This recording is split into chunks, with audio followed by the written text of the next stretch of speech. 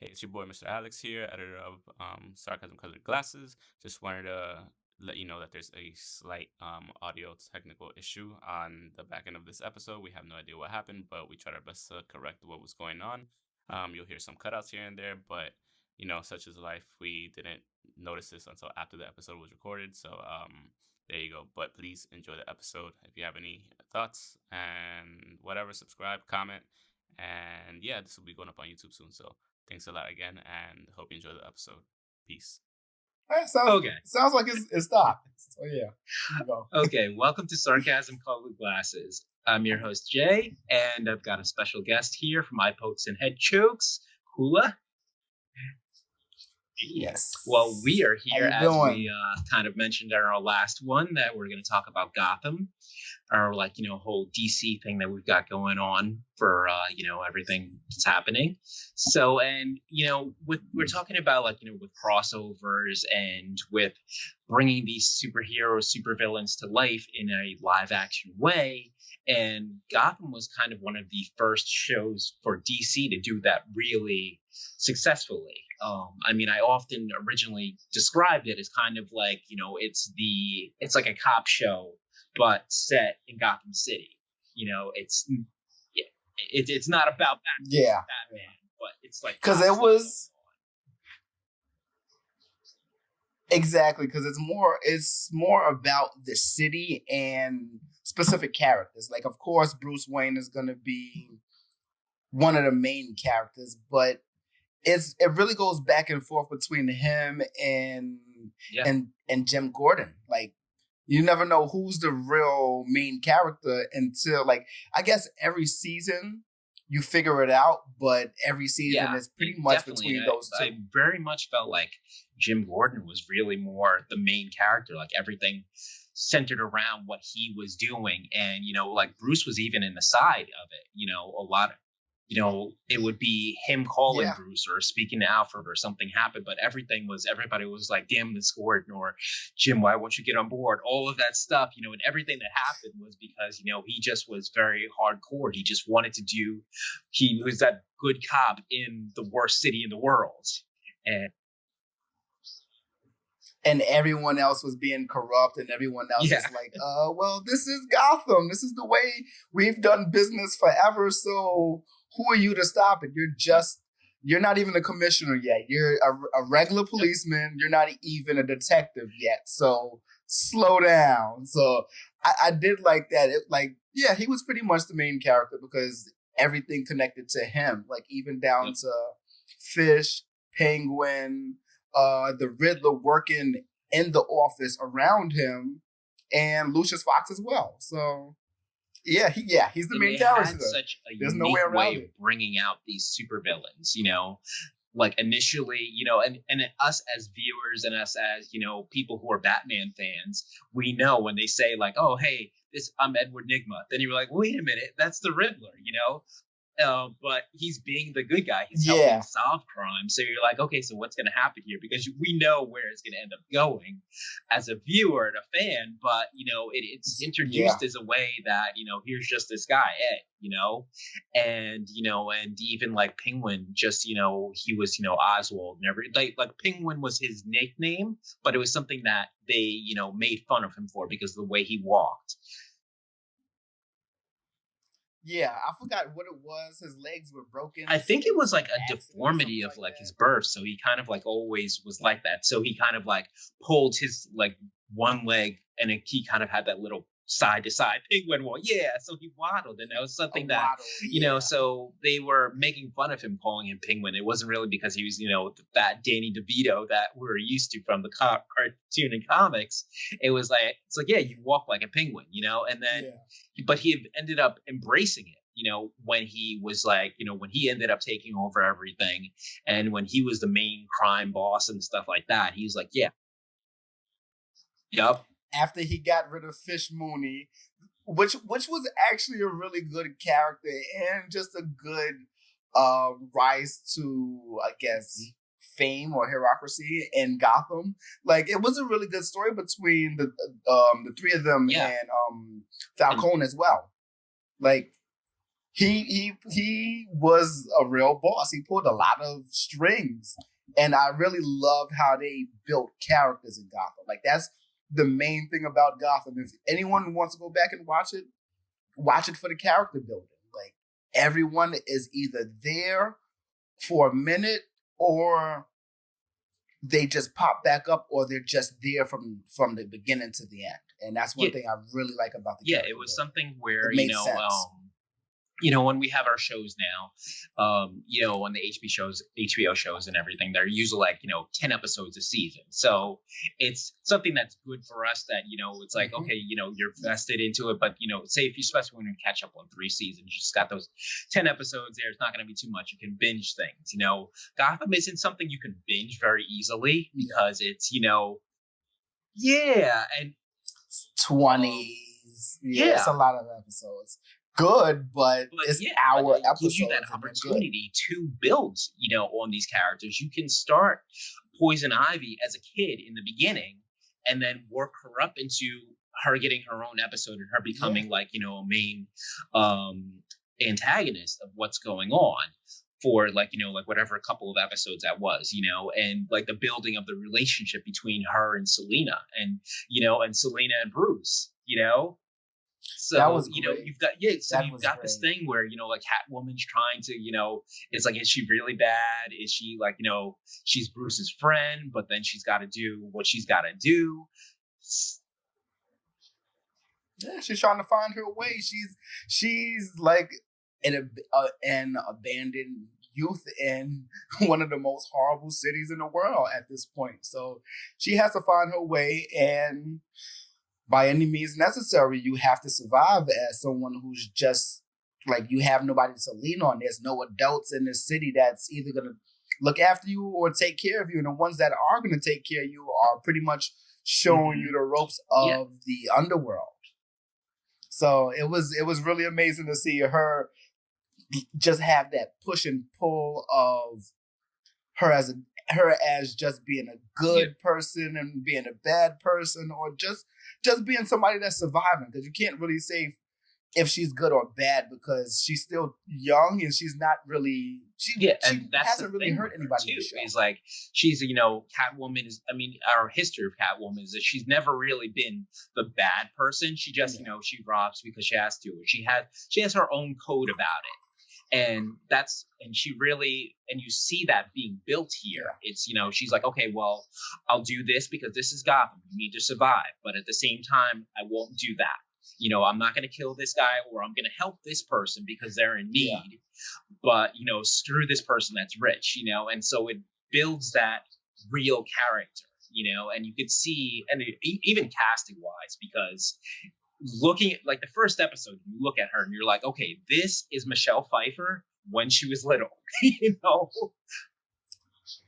Yes, that's definitely how it felt. Like, so, like you can always pick and pull what characters is from what, I guess, what dimension of the Batman universe, because it's like, okay, this young Bruce is probably the Bruce I can see that more. Christian Bale. Like, that's definitely not a George Clooney Bruce, And No. Yeah. He was way too broody and way too sad and just like he went through a young tortured soul, and of course that's what Bruce goes through after his parents being killed right in front of him. But it's very different from Playboy Bruce. So we don't even see any of that, even with the relationship with him and Selena Kyle. Barely. It's like he's that.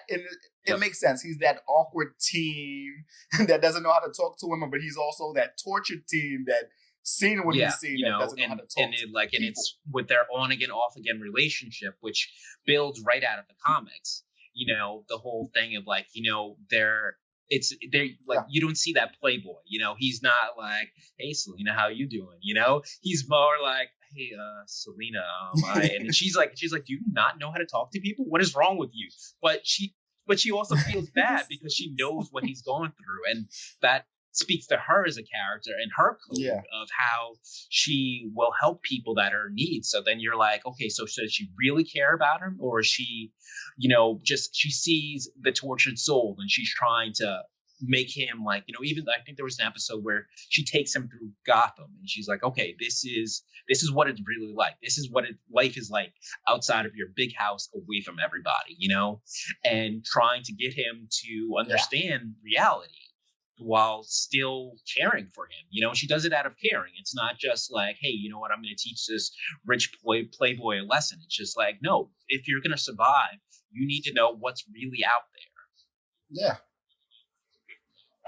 Exactly. Like, you have to know that gray area. Like, I'm not like, her whole thing was, I'm not doing this for fun. I'm doing this to survive, and I don't want a handout.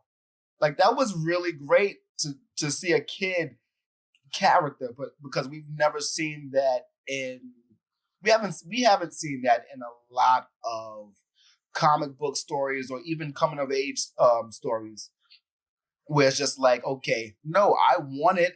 I'm going to go get it. I don't need any help.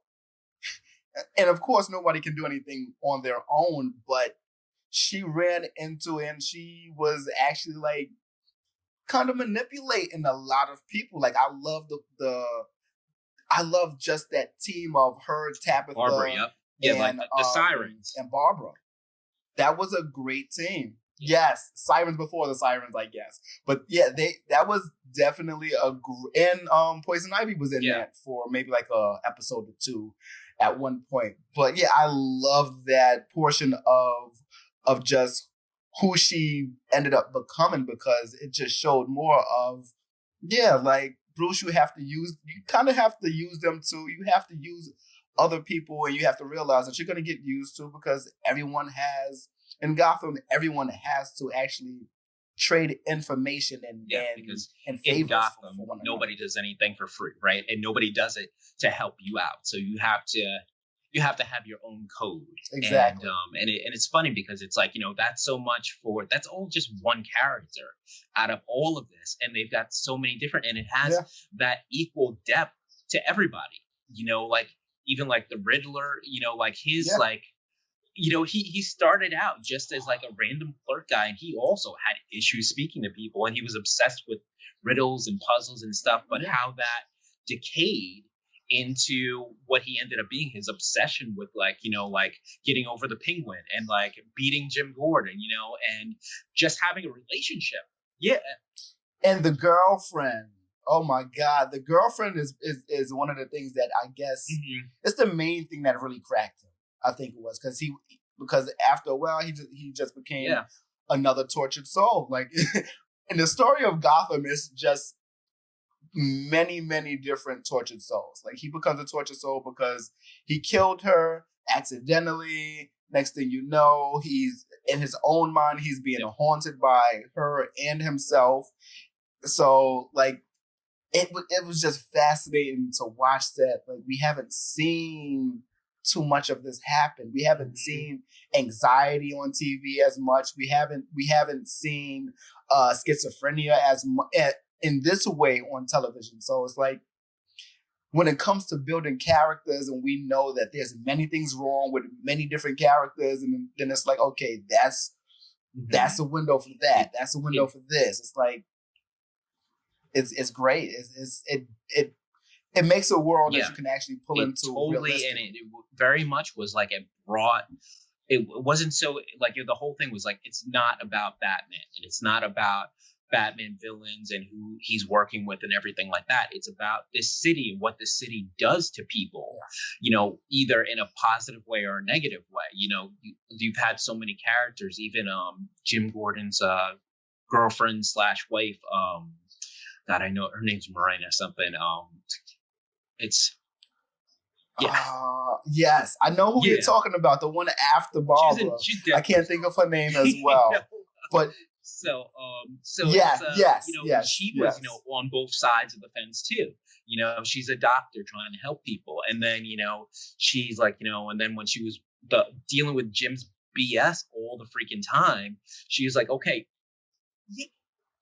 The lying and going back and forth to Barbara to get some information. Yeah. It's like, no, this And is then not how we they supposed end to up do like this. breaking up, and then she ends up with Falcone's son who gets killed, and then she goes the dark path.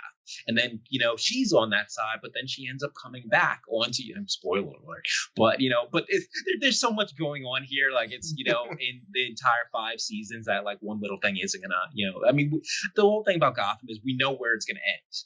So like, that's it. Leslie God, Tompkins. it's like I could not think of it for the life of me.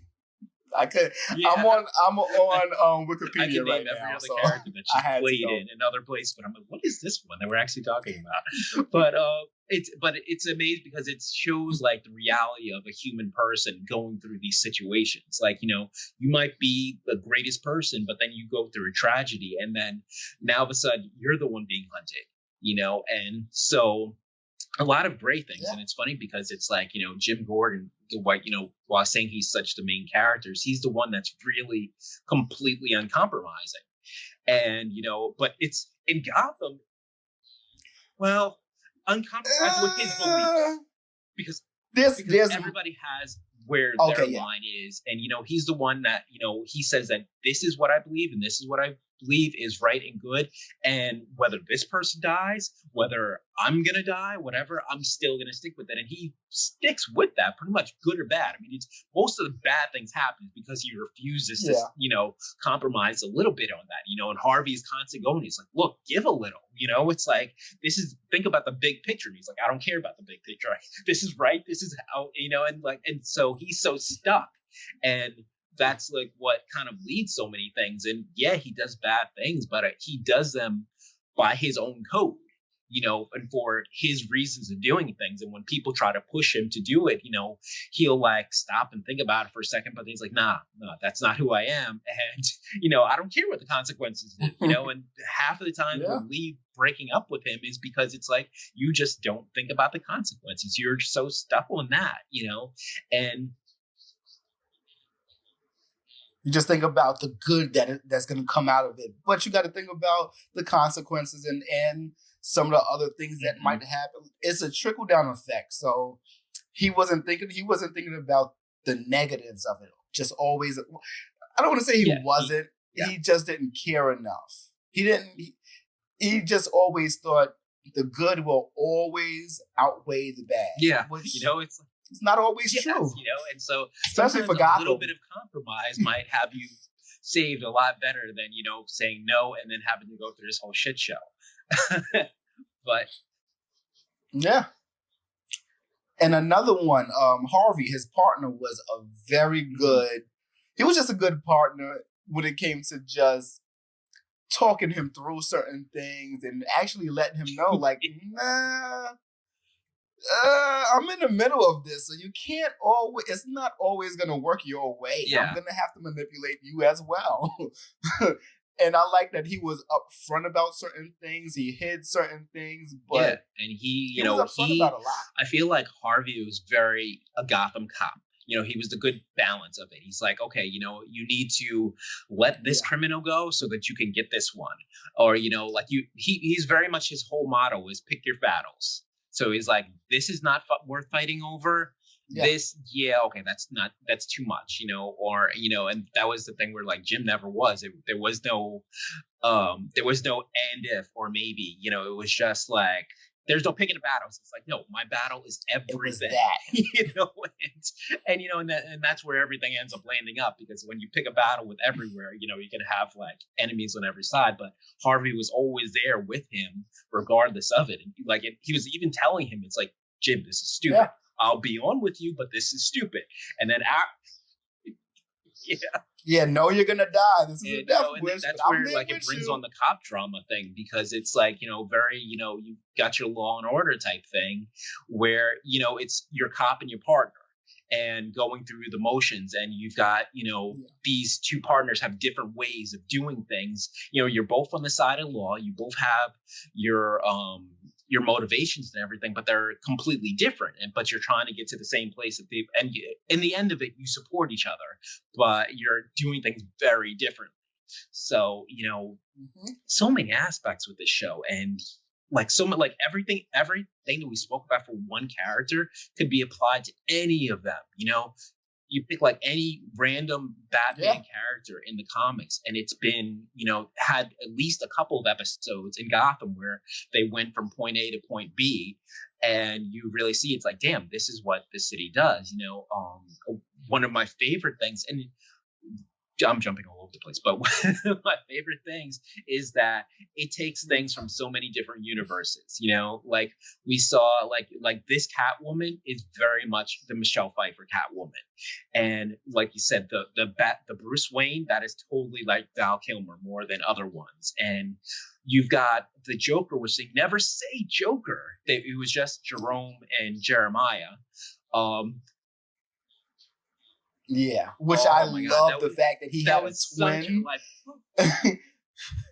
And he corrupted his own twin. It's so funny because he's like, oh, you know, this is my crazy brother. And then you're like, actually, he was the crazy one. He spawned off of that crazy, you know, he just was getting away with it and stuff. And they pulled so many different aspects of Joker into these two personas, you know.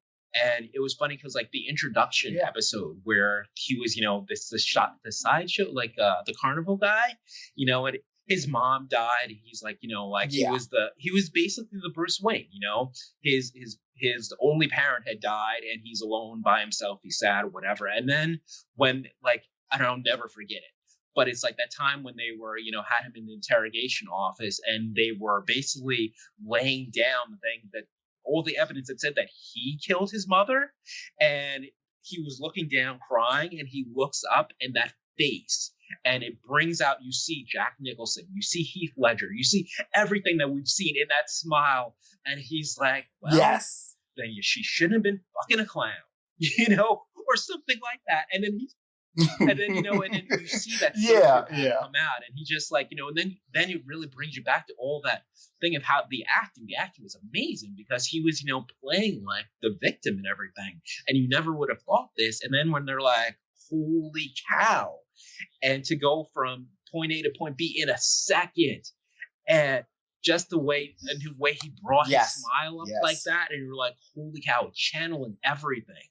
And that's what's so amazing about the show is it's not just taking like, okay, so this is the character building and the people playing the characters, because even when it comes, like, everyone in there pretty much has a resume except for the younger kids. Like the Joker character, he's in a shit ton of stuff. He was in Malcolm in the Middle, playing a crazy kid with gloves on, and one of the crazy classes. He's in Shameless, playing the bipolar schizophrenic in the show. To go from those two things to come to this is not that hard. We already know Jada Pinkett is amazing. What's the main Jim Gordon's character, like that actor Ben McKenzie, he's been in everything too. He's that guy. Smaller roles, but you know him. Yes, you know Falcone. That guy's been in everything. Even when it comes to the Penguin, he played somebody with ADHD in Accepted. He nailed that role. God, so was the name of that movie? The Wilson one with Vince Vaughn, Wedding Crashers. And just, it's funny to like, I watched it way before I watched Gotham, and then when I saw it again, I'm like, wait a minute, is that Pigwood? And like, and that was a crazy character too that he played, like the crazy brother, you know. And you know, like, and you know, and it is so funny to see the variety that these actors have under their belts, you know, like they're not just typecast into anything, you know, and they brought all of that to Gotham. You know, you see them go through everything. And that's, because it's not just, like when it comes down to most of these characters, they're playing two characters. Like, it's not just Bruce Wayne and Batman, it's Penguin and Cobblepot. it's Edward Nygma, and there's the Riddler. Like, you can see the transformations while it's happening. So I've always been interested into like just certain scenes, like one for an example, the movie Split, when James McAvoy is just going through all his characters in one scene. That is amazing to me, and this is pretty much the television version of it. It's amazing as an actor to play, like, you know, literally go through the motions like that, and to see that. And the funny thing is, technically, like, you know, when you're talking about DC, it's all accurate. You know, they're pulling things all from the comics, all from different versions or different movie things that we've seen. And, you know, and so that's like the most amazing part about the show is, you know, and it's still new. It's a different origin story, but they're still pulling from different characteristics of different comics. Like it's all new, but it's all familiar. It's not super so foreign. Much out of this one series, and we've got like 5 seasons, and, you know, like 20 episodes. I think there's like 100 episodes. You know, I mean, but like if you're watching Lost or you're watching, you know, some like Supernatural, there's a lot of episodes. So, you know, it's in the grand scheme of things, it's really not that bad. I watched like a couple of seasons like over a summer when it was on Netflix, and it again, where to see this? It's on Netflix, all 5 seasons.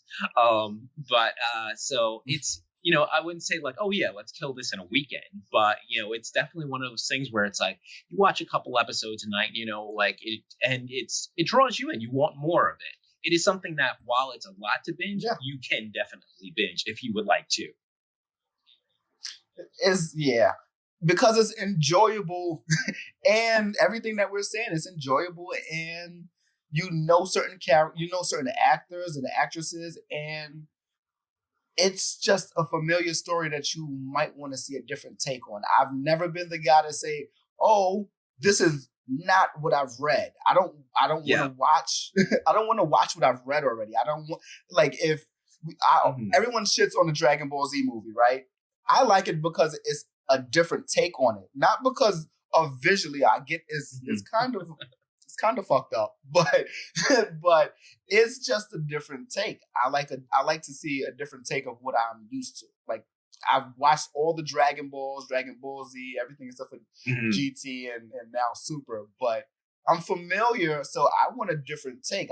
Give me a different origin story, and that's what we got with Gotham. It's a different origin story with the same characters and some new characters too. Yeah, because Fish Mooney, that was a new one, but it's that's like Jada Pinkett Smith. It's like, you know, like, stick her in anything, give her any role, she's gonna rock it. You know, like, I don't care if this character hasn't been in the Batman mythos before. I love it, and I love her. Do whatever you want with her, you know.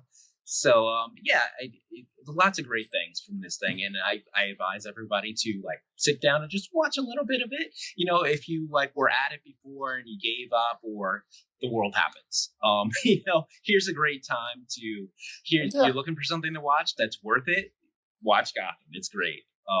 But yeah, I mean, we could probably go on forever about like every different character.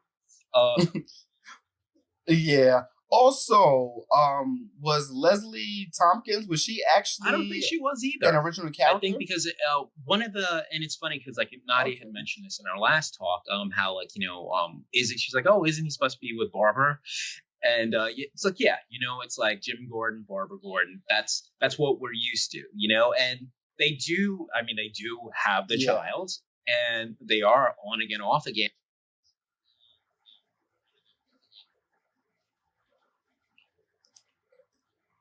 Oh no, we had it.